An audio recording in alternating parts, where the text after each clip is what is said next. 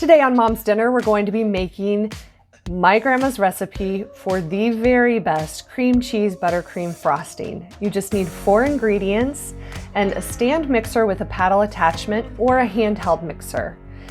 You will start with 1 block of extremely softened to the core cream cheese, and you want to use full fat here.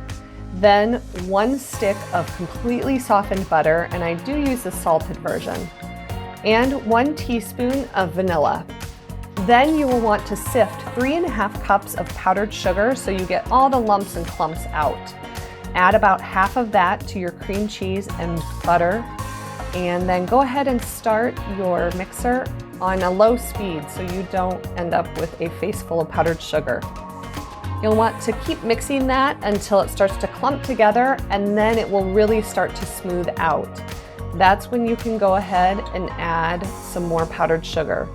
You'll keep adding a little powdered sugar until it completely comes together and is a delicious, smooth cream cheese buttercream frosting. Then you can go ahead and use it to frost cakes, cookies, cupcakes, bars, whatever you need a cream cheese frosting for.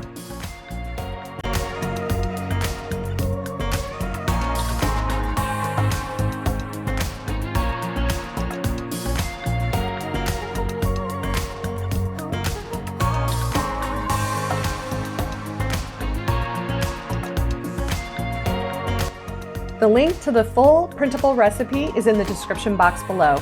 And don't forget to like this video and subscribe to Mom's Dinner so you never miss a new recipe. Thanks so much for watching.